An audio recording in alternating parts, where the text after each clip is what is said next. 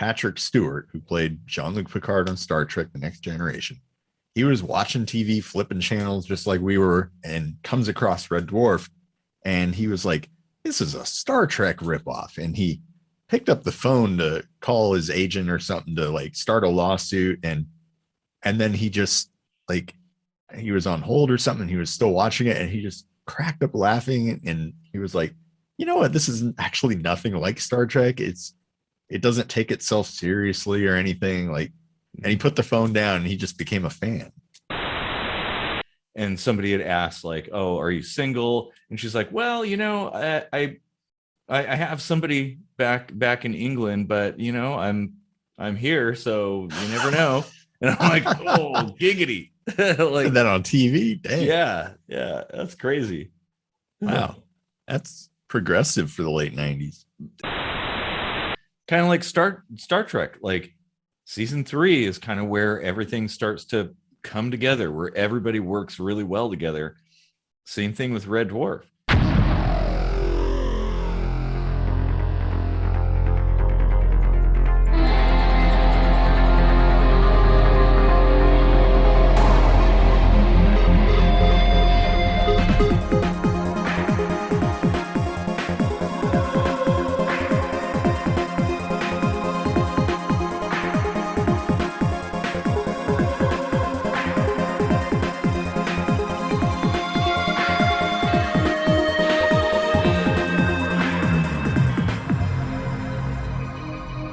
Hey, welcome to another Kitchen Sink Microscopy. I'm Eric Rosenblatt, and all of us, well, the two of us, we just the two of us.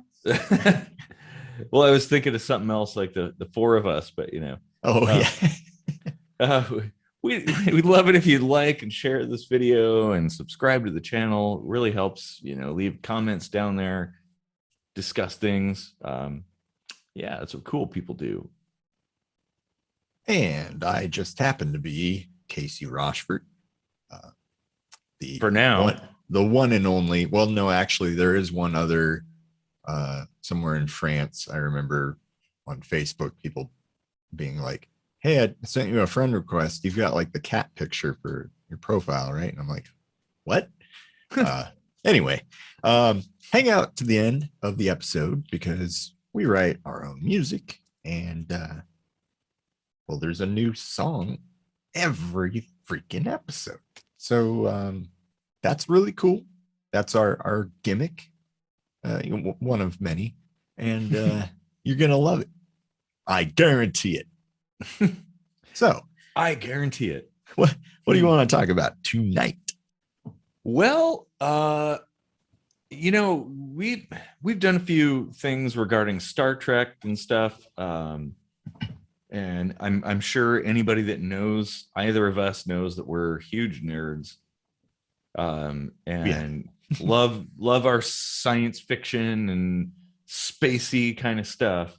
But one of the things that you and I have in common is we both really love Red Dwarf. The British, I guess you'd call it like a sitcom, Britcom, as we used to say. yeah, exactly. Set in space. I mean, space isn't really it could have been set anywhere, but it just happens to be in space. So I figure, why don't we talk about Red Dwarf just in general, and for those who have not seen it, or you're about to click away, like, just hear us out. And like, I don't know, this might be an editing nightmare, but this might be one of those like fair use moments where we could actually like cut away to a clip and stuff, but because that might help in certain situations, and it would be a good plug for the show. Oh yeah, because I think if anybody is motivated to sell the show, it would be us. Yeah. Like, we at least 99% of our episodes include at least one obscure or direct reference to Red Dwarf, which we should actually make that like when compilation. When we get enough revenue to actually make a profit on this channel, we should have like a contest where people have to point out all of the Red Dwarf references all the way through every episode, and they win something cool. Oh yeah, that would be a nice one. Oh, because yeah. we didn't always tell people it was Red Dwarf, sometimes, but not always. Yep. Yeah, That is true. Well, why don't we start with like, do you remember when you got into Red Dwarf, or like the first episode you saw or anything? Yeah, we're on the same wavelength, because I was going to ask you the same thing. I would say it was early days, like a long time ago. I didn't have cable, so watching broadcast TV, and every once in a while, I would watch PBS because they had Doctor Who, at least one of the PBS channels. We actually had two in this area. And sometimes there were interesting shows and stuff. So you're flipping around, and Faulty Towers. Yeah. Faulty Towers. That was another really good one. Mr. Bean. Oh yeah. Oh man. There's some good stuff. Good Neighbors. That's another one I liked. Or Are You Being Served? That was another one I watched a lot. Well, and then Red Dwarf came out, and they were like, they'd have these marathons or telethons or whatever, and they were hugely popular because it's a great show. It's super funny. It's, like, it actually has good stories and stuff. Well, and it's funny, even if you don't like spacey stuff, right? If you don't like Star Trek, you'll still like Red Dwarf, because space, like I said, is just where they are. And in fact, that they kind of play on that. I don't know. Well, but going back to what you'd said, like how it got started. Yeah, I think I was randomly flipping around through channels, finding something to watch, and I came across that, and I'm like, what's this? Is this some kind of like sci-fi show? And then of course there's like people laughing and stuff. I'm like, what the? And then I started laughing, and it wasn't during one of the marathons or anything like that, the fundraising things they did. But yeah, I've tuned in ever since. Yeah. I manually recorded every episode except for the first season on VHS, including the in-between stuff where they're like talking about things. And in fact, I think the one that the most recent one that I have is from the 90s, I think. And the promotional item you could get, like the initial, because if you donate something to the channel, they'll give you stuff. Sometimes, depending on how much you donate, you'll get varying degrees of coolness. And the base level one was a Red Dwarf mouse pad, and I remember they kept calling it a computer mouse pad, and I laughed about that.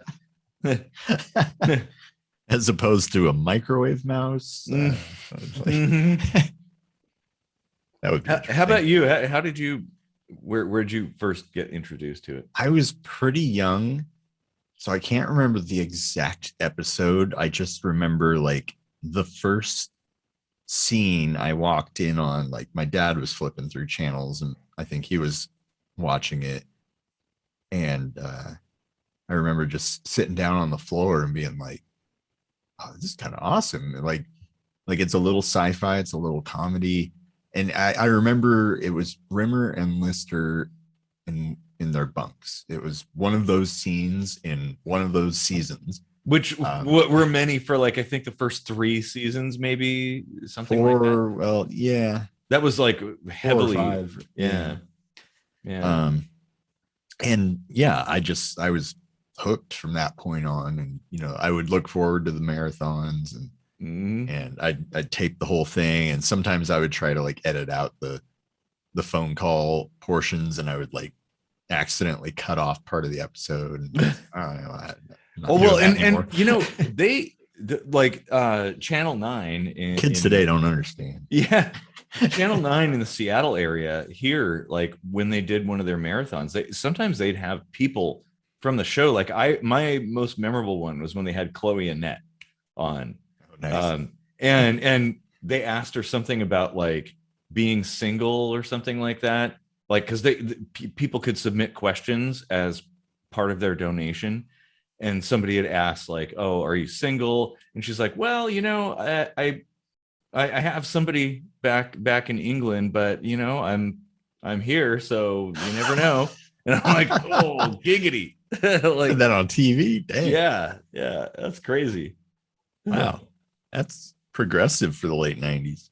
That's some really excellent fan service, I gotta say. Wow. Literally. I wish I was watching that episode. I'd be like, how much do I need to donate for that? Yeah. Let me go break open my piggy bank. Yeah. Oh, yeah. I mean, for those who have not seen the show, she's very attractive. I know you, Casey, preferred the original OG Kachansky. Yeah. I just really liked how petite and spunky she was. Yeah. I could see that. I liked Chloe Annette's features, let's say. I don't know, just her well, and her air of Chloe is definitely aged better. Mm-hmm. I would say, like seeing recent pictures of both of them, Chloe looks exactly the same. Yeah, you almost can't recognize Claire Grogan. Yeah. Well, so if people are expecting to see hot chicks in the very first episode, well, there's some cute girls. They definitely throughout their that exists, but I think Chloe came in like season 7. So 7, yeah. So it was a little while later. And the other thing about like this show, or like British shows in general, is like, well, they call them series instead of seasons, but like the seasons aren't necessarily like consecutive. So they're on like season, I don't know, 13 or something. I don't know. They don't always number them consecutively either, which is kind of funny. But it's been on since what, like 1988? I think so. Yeah. Which is way more than the number 13, right? So there's like gaps where production ended for a long time, and there was always this question: is it coming back ever? And that's what happened. Or a movie. That's what happened between season 6 and 7 too. Mm-hmm. Everybody took a hiatus, and then was it Naylor, I think, that came back and fired up season 7, and then Grant came back in 8. I don't think he ever came back. No, he did. Did he? That's why there was a distinct change of feel, I guess. Huh. No, I know it's just been the one dude for a very long time. I'm pretty sure they were both working on season 8, but we could look that up. But yeah. So I don't want to bore people who are don't even know what Red Dwarf is. So why don't we? Well, let's explain to everybody what the show is and why it's awesome. Yeah, actually, I wanted to throw something in. Like, if you want like a stellar story to kind of compel you to check this out, Patrick Stewart, who played Jean-Luc Picard on Star Trek: The Next Generation, he was watching TV, flipping channels just like we were, and comes across Red Dwarf, and he was like, this is a Star Trek ripoff. And he picked up the phone to call his agent or something to like start a lawsuit. And then he just like, he was on hold or something. He was still watching it, and he just cracked up laughing. And he was like, you know what? This is actually nothing like Star Trek. It doesn't take itself seriously or anything. Like, and he put the phone down and he just became a fan. Like, and he's like a thespian actor, like, yeah. Well, and they actually have very good actors. The show has a very eclectic bunch of the cast. The captain of Red Dwarf in the beginning is the same guy who played the captain of the Nostromo in Alien. Yep. So that's kind of interesting. But like, I think he's the only American on the show. Yeah, he is. Danny John-Jules, who plays the cat, he's like a dancer. He was part of Labyrinth. And Craig Charles, who plays Lister, wasn't he like, he did like poetry or something? something like that. And now he's a DJ, and I think for a while he was on Robot Wars or something like that. Yeah, I think so. And Chris Berry, who plays Rimmer, he was a voice, like he did like impression. Oh, he's so good. Yeah, exactly. And Robert Llewellyn, who plays Crichton, I think, I'm not sure what he did before, but he's like a Canadian. Or no, wait, he's not. No, he's Canadian. Welsh. He was trying to make a Canadian accent for the character, and that's why it sounds so weird. He's a Welsh guy living in Britain, trying to sound Canadian with an obvious British accent.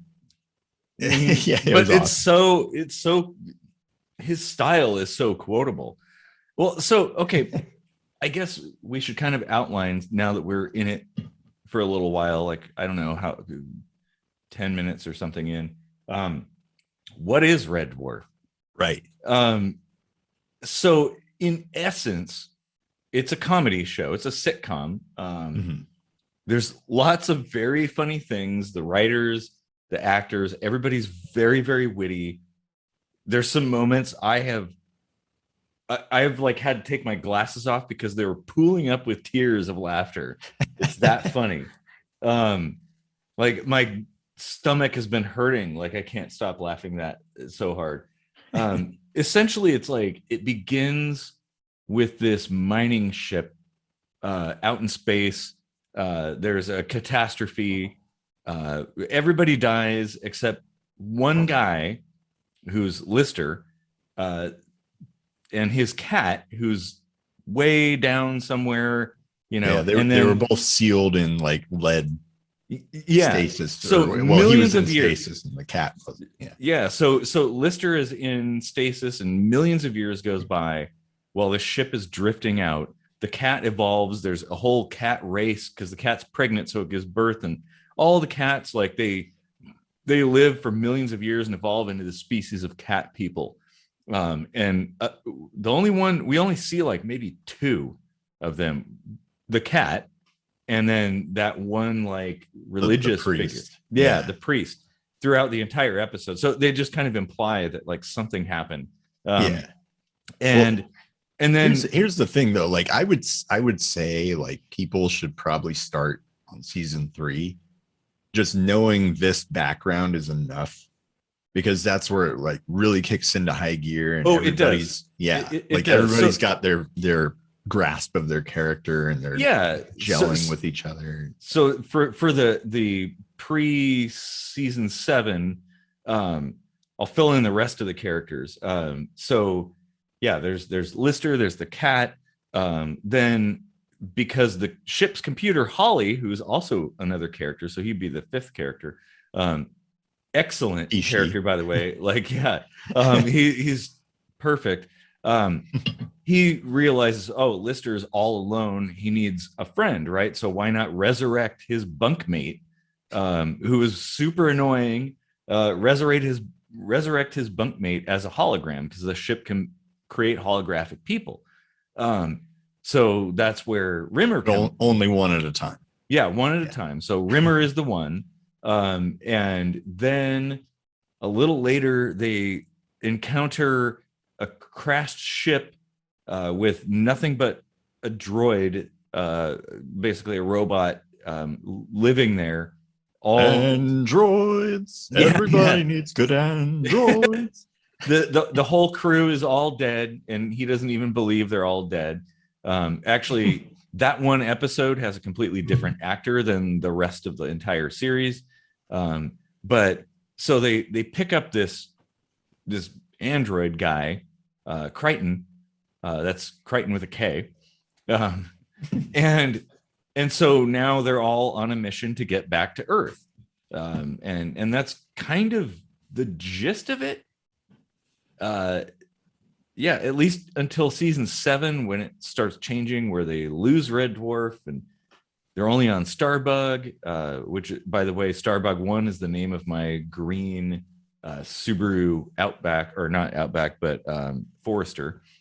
The other funny thing is, like, Patrick Stewart initially thought it was ripping Star Trek off, and then Star Trek Voyager comes out, and I was like, they're kind of ripping off Red Dwarf, aren't they? They Only it was sort a of are. little more believable, like turning around and trying to get back home in 70 years is like, okay, well, like maybe a generation passes.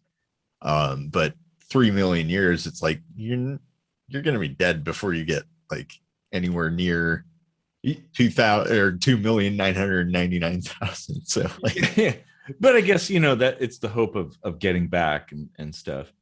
I yeah. actually, the believability of Red Dwarf is something I appreciate. I mean, apart from that slightly implausible timeline. Well, yeah, Um, that's one of the core tenets of the show is that there's no aliens, there's no other life yep. in the entire universe. Like Hmm. they come across other things that were created on Earth, like genetically engineered life forms and whatnot. So they kind of look like aliens or like robots or droids or whatever, but Or they all clone. originated on Earth. So they're technically not alien. Yeah, exactly. Oh, And it's that's like kind of cool. aliens. It's like the one like space show.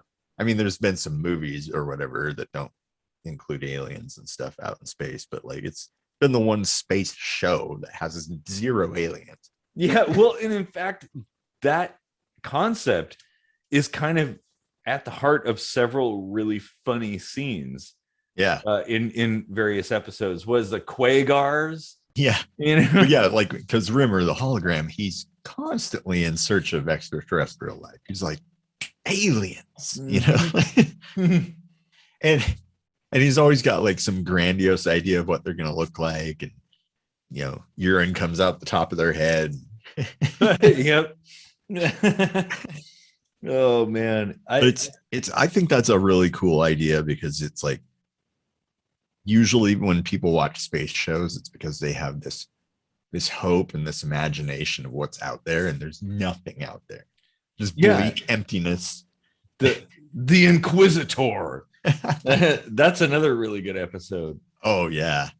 Yeah, Yeah, that one's a cool premise too, because it's like there's this droid that like survives to the end of time itself and then builds a time machine. Why he waited that long, I don't know.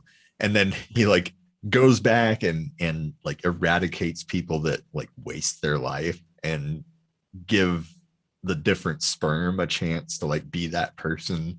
yeah, So he yeah. like replaces people. And it's really clever because it's like you're judged not by him but by yourself, Yeah. which is and like you're saying earlier, the show, there's a lot more to the show than just It's funny cerebral. stuff. Yeah, it's very like it's well thought out. Yeah. It's Yeah, a it really gets you thinking. It actually tackles some serious stuff, but like doesn't take it seriously. Like, mhm. you know, I- what it would be like to be dead and brought back as intangible light Yeah, particles, like what would that be like? Like or loneliness, or yeah, I mean, there's so many. Yeah, you're right. Like it does kind of tackle a lot of stuff in a way that's kind of lighthearted. yeah. Um, Running out of food rations, yeah. the feeling of being stranded, and then each episode would kind of have its own quandary or whatever. And Hmm. What if yeah, your roommate was a copy of yourself? It was at Me Too, I think that one was, or is it Me Squared? I guess. me squared, yeah. Yeah, but I mean, I think that's the impression that they were going for. One of the few episodes where they kind of forgot that they could only sustain one hologram at a time. Yeah, I think they did that on a couple other occasions. Yeah, like when they were like they come across a hollow ship, and Rimmer wants to like defect and join that hollow ship so he can be an officer finally, because they're all just like bottom of the barrel technicians, right? Oh, and the hollow ship is full of like the cream of the crop. Yeah. And which has one of the funniest scenes ever, by the way, where like he gets that mind patch and he's like, he's all smart and shit. But yeah, like that one was really cool, but that was one of the ones where they broke that rule because they were like interviewing other crew members to be the next hologram, and he comes back on the ship and he's like, who's this? You know, there's two holograms. Well, So. maybe now there's some possibilities. Maybe that could be explained by Rimmer being transferred to the holoship, composed of nothing but tachyons. And They the did holoship, upgrade him, didn't they? yeah, he had Briefly. like a remote whatever transmitter or something like that Yeah. at one point. I don't know if it was before or after that episode. That episode though is really good. Like you were saying, you know, tackling very deep things. Like that's kind of because Rimmer always felt that his character always felt like he wasn't good enough, right? Yeah. So here's his chance to be good enough, and then he succeeds, and he ends up giving it all up because of love.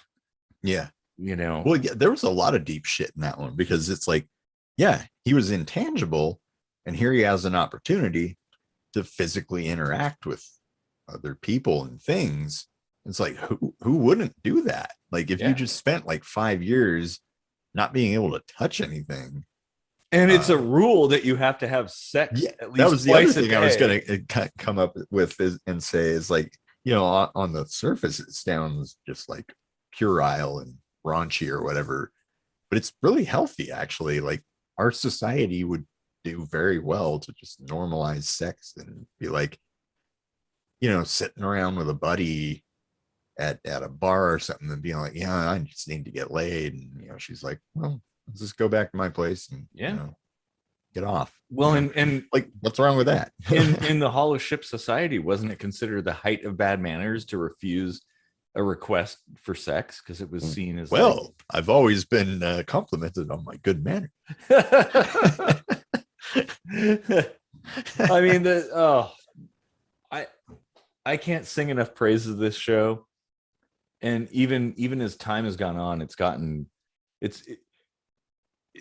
of gotten better in a way. I really do like the newer stuff. Yeah, actually, you know, there was a few hiccups here and there, and well, you know that I consider season 7 to be a bit of a hiccup.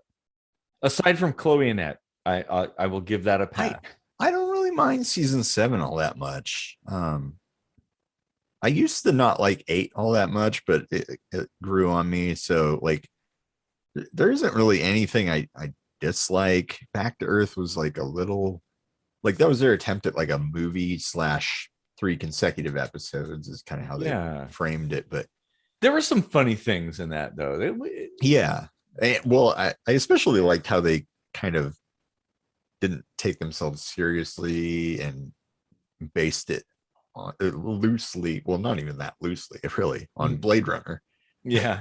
Mm-hmm. But one of the best scenes in Back to Earth, which is kind of unofficial season 9, was when they totally made fun of like every crime show ever. Yep. And they did that whole zoom in enhance thing, and it was like flop and like, you know, zoom in on that raindrop or something. And it was like the reflection off of a car mirror, and then the reflection of that reflection off of the storefront window that they flipped and turned upside down. Which is actually kind of in Blade Runner too.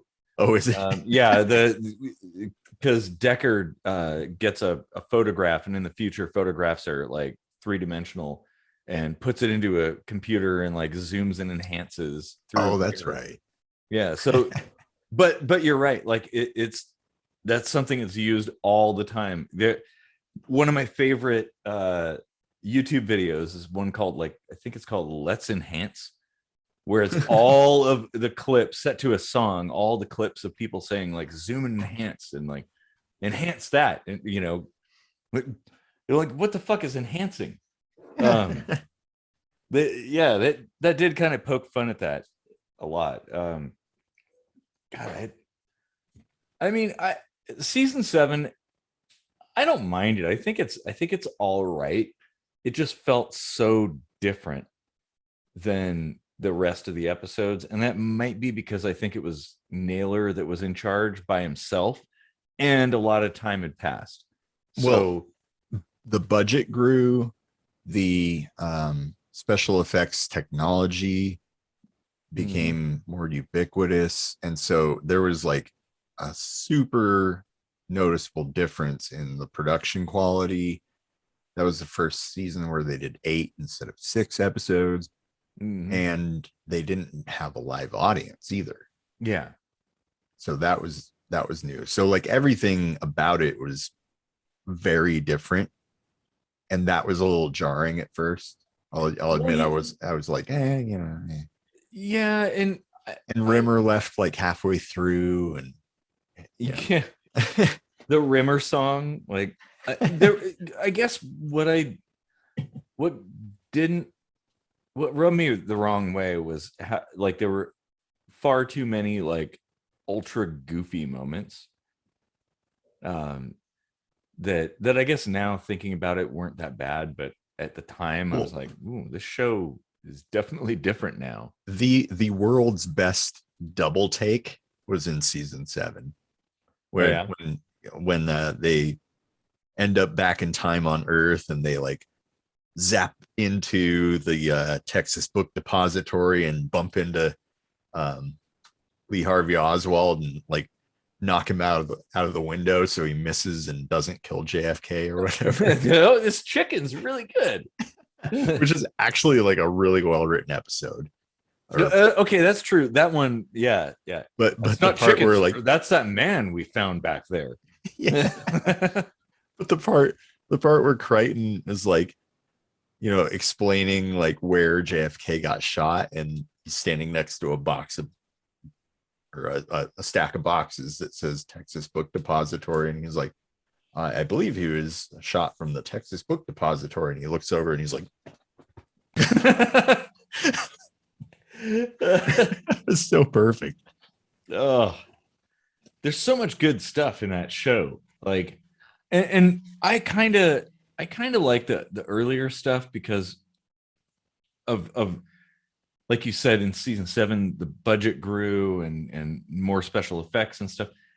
I like stuff that doesn't use a lot of special effects, or they have to work within their budget and still make something good. I think better things come of that generally, because if you have all this money and special effects, you can use it as kind of a crutch. Like, although there were some really funny moments in season 7. I feel like, didn't they do the Star Wars thing where they tried to go back and gump in some CGI on the earlier stuff, but then kind of like disappeared real quick? Yeah, I think people weren't having it. Yeah, like it's not on the DVDs or anything. But I do have a memory of it. I don't know if it's a Mandela effect or what. I think no, I think I remember something similar, like the scenes with Starbug or Red Dwarf in general. Oh, by the way, we didn't even mention this. Red Dwarf is the ship that they are like coming back to Earth in. Yeah, and it's like a mile long. Yeah, it's huge. Like, I forget how many decks it has. It's basically a city in space, and there's just 4 people on it. Well, there's enough decks that in that one episode that riding the elevator, they had like in-flight food and a movie, so that kind of tells you the scale of things.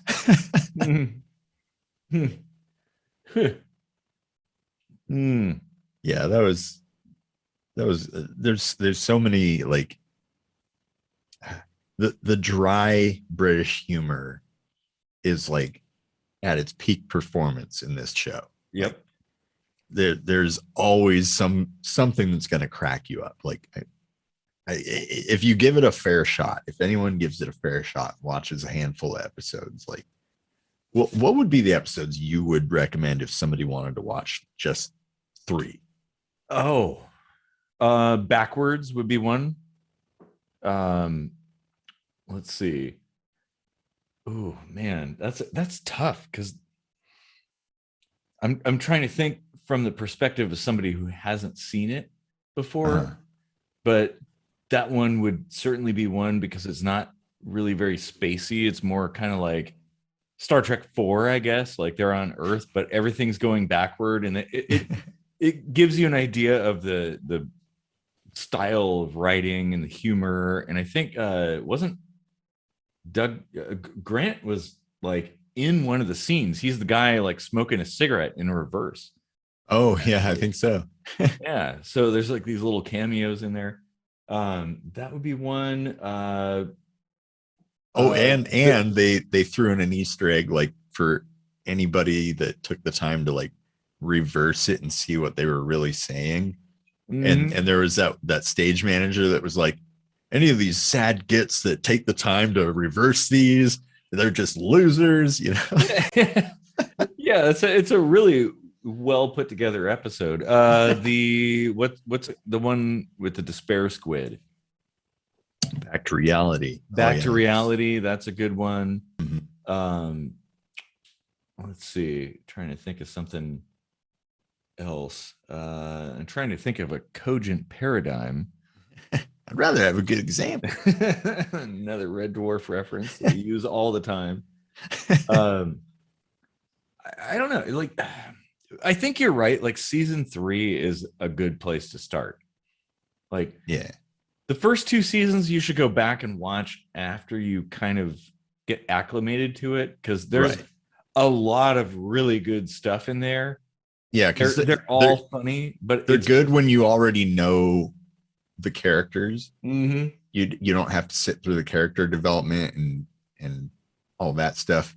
But it's like when you go back after the fact and watch it, you know, like and it's actually better. You know, and Star Wars is like that too. Like there's people that have like a certain order they watch Star Wars in. And Doctor Who is another one. Yeah, I wouldn't recommend somebody start with like the 60s Doctor Who. Start with like Tom Baker or something like that. And then go back and watch the other stuff, because it is good, but you're going to get turned off if you just start at the very beginning, I think, for newbies, I guess. Yeah, it's slow to start. There's, you know, like the whole first episode kind of has to build the premise and introduce all the characters and stuff. So it's like, you know, it's not like a what do they call those things, like a serialized or whatever, you know, like not a continuing story or whatever, like it's episodic. And also the writers and director and the cast aren't really all together there, kind of like Star Trek. Like season 3 is kind of where everything starts to come together, where everybody works really well together. Same thing with Red Dwarf. It took them a while, but there's definitely some. It's worth watching the original stuff, like 1 and 2. I don't know. What do you think? Like, what are your recommendations? I'm sure I'll think of something. For like 3 episodes to watch, I would probably go with like White Hole. Oh, yes. Yep. Quarantine. Mm-hmm. And you know, Gunman of the Apocalypse was a pretty good one. That actually was just coming into my mind as you were thinking. That's a pretty good one. Yeah, and well, you know, the other thing is like I really liked how in each of those early seasons there was, well, not all of them, but like in the middle, let's say like 3 through 6, there was kind of like running jokes or whatever. Like like Crichton would be like, "Oh, an excellent plan with this 2 minor drawbacks." Yeah. Well, and that's something that season 7, I think, did wrong, is that it relied very heavily on some of those running jokes, like the understanding that everybody watching knows those jokes, which is a mistake when you're writing. But yeah, Rimmerworld is another good one. You know, this is the thing. Red Dwarf, for being a show set in space, I guess, really doesn't have a lot of stuff happening in space. Like, there's not a lot of spacey stuff or sciencey stuff happening. There's the occasional wibbly wobbly thing. And in fact, they kind of actually make fun of traditional sci-fi all the time. Yeah, there's so many episodes. It's a little bit like Star Trek TOS, where very little space stuff is happening. They're on a planet or Earth or whatever, or in the past or something, and it's very easily absorbed and digested. Like I don't know. It's a fun show, really fun, really funny. Yeah, Some of the I have there are very few things that have made me laugh as hard as I've laughed watching Red Dwarf. definitely. It's yeah. I mean, unless you hate sci-fi or British humor, I think most people, if they gave it a good chance, would totally get hooked. Oh yeah, and it isn't even really sci-fi, It's not. and Yeah. the humor transcends British humor. It's not. I mean, certainly. I mean, it's a British show, so there's going to be a little bit of that, but the humor is very different. Like if you watch Faulty Towers and you didn't like it, you might actually like Red Dwarf. Like if you like Friends, you might like Red Dwarf. Yeah. In fact, I'd say Friends is more a parallel to Red Dwarf than Star Trek. Honestly, it like really seriously think Well, about it. And American TV tried to capitalize on it. Oh yes, A yes, couple the different times. ill-fated. There were two different American pilots, if I'm not mistaken. Mhm. Um, I've only seen the one, yeah, the early one, the 90 and something one. and they, for some reason, I think that's the one where they brought Robert Llewellyn over to America and Yep. kept him, but changed everybody else. Yeah, and actually, I've watched that one, and they recycle a lot of the same jokes from Yeah. earlier, but there's some new stuff that's actually kind of funny. I mean, The Office did that, and it was successful. Yeah. Oh shit, it's raining. Well, if I lose power, don't blame me. Blame God.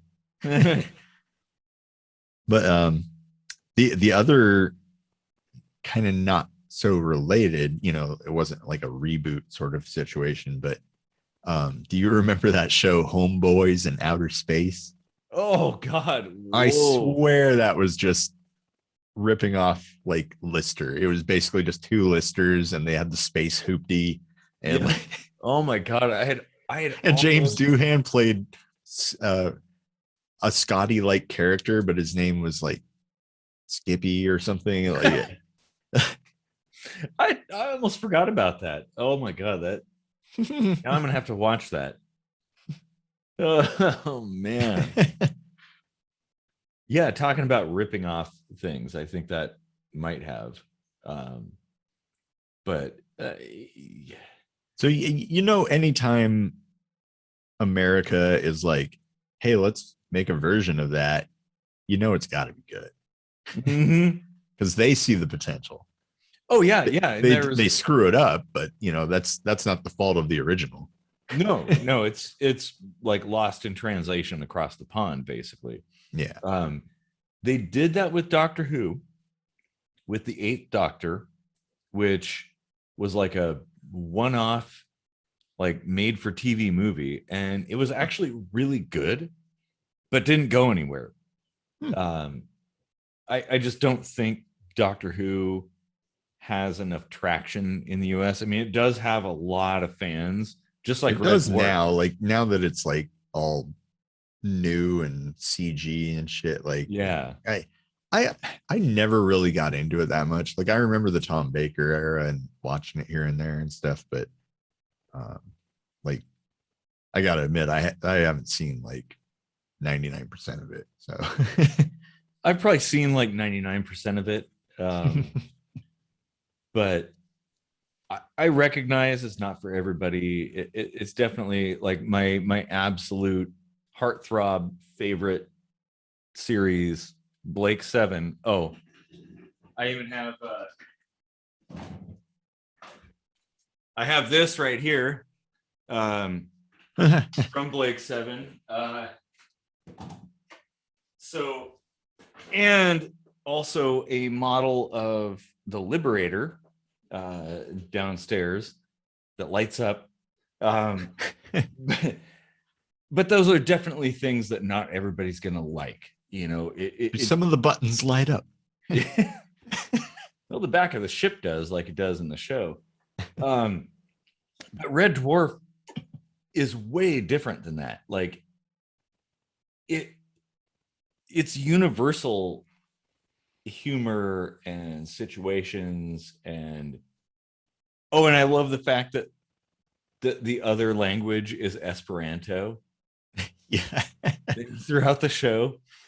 Well, they kind of dropped that early on, but yeah, but it's kind of funny. Yeah. But Red Dwarf is way more approachable and comprehensible. It doesn't require any like interest in science because it's not really science fiction. It's more, I mean, all you have to do is look at the characters to know that, yeah, there's, yeah. Well, it's actually funny, like any show with a cult following, there's like nitpickers that are like, what about the continuity of this? You know, like Lister had his appendix out twice in the show. And oh yeah, the episode, God, I can't remember the name of it, where they started reversing, and like they were experiencing like flash forwards to things, future echoes. Yeah, it's an easy show to enjoy. I think a lot of people look at things, they judge a book by its cover. Essentially, they look at things and they say, oh well, there's this spaceship, right? Oh, I don't like science fiction. Like, this show could have easily taken place on a bus or something. You know, it could be like a train or something that people are on, and the same characters, they're just like people that you know. Like, didn't I do like a edit with you and me and some Aaron and Joe with our faces on a Red Dwarf? Oh, I think so. Photo, yeah. Back in the day. Oh, if I remember, I'll throw that in there. But yeah, like it's a human story. It is not science fiction. It just happens to take place in space. And there's some really touching moments in that show, and they definitely deal with things that are pretty heavy. But they never lose the humor, which honestly opened my eyes to, you know, my core philosophy of like laughing at misfortune. Yeah. Because it takes it takes the power away from whatever's hurting you if you can laugh at it. Yeah, especially laughing. Well, the important thing is laughing at one's own misfortune and not somebody else's. Yeah. You could do that by watching Red Dwarf, like some place where you can never get back home really does contribute in great part to most of the characters. So, and that really could only take place out in space. Yeah. So it's perfectly rational that they chose that location. Oh, and if you start on season 3, the computer Holly is going to be a woman, but if you go back or to later episodes, or later seasons, it's a bald guy, and they explain that away because he left the show or got fired or something. Well, I always heard he went to jail or something like that. I don't remember. But the beginning of season 3 does a Star Wars style, like the text scroll. Text goes by, but it goes by so fast you can't read it, so you have to like pause it and read it, and then like fast forward a little bit and read it, and it says that he got a head sex operation. Like, yep. Because he's just a head on a computer screen, so or she, depending on which season you're watching. So. Oh man, yeah. Wasn't there an episode where they hooked up too? Well, yeah, like the last episode of season 2, I think, was where they found that alternate universe where each of them was the opposite gender, except Kat was a dog instead. Yeah. Oh yeah. That's where Holly, the male Holly has like lipstick all over his face, and they're like, "What's that on your face?" And he's like, "What face?" Yeah, see, shit like that is just clever and like silly enough that it still makes you laugh, but it's like, how do they think of that shit? You know? I know, but it also makes you think at the same time. It it does, without being science fiction, it does what science fiction tries to do. Yeah. That's a skill. It is, yeah. Huh. Well, I suppose we could probably wrap it there, and in case we want to stick a few clips in, we don't want to make the episode too long. And yeah. But yeah, like I really implore people to check it out if you haven't, or if it's been a long time since you've seen it, just kind of reacquaint yourself with it and check out some of the newer ones. And yeah, they're, as far as I know, they're still doing it today, like fairly recently. I think so. I don't think they're quite done yet. So that's crazy. It's a very long running show. Considering Firefly, one of the shows that people think is one of the greatest shows ever made, only had one season and a movie. They're on, well, season 13, but yeah, man. Yeah, check it out. If you're in doubt or skeptical, maybe watch like a couple of best of clips or something. Don't just watch one, watch a few, because some best of clips are for Red Dwarf fans and some may not be. So you have to consider that, the context, like understanding what's going on. And if you do start watching it, I think Casey's right. Start season 3. That's when everything started to come together. And for Smeg's sake, thanks for deep sea diving into Red Dwarf.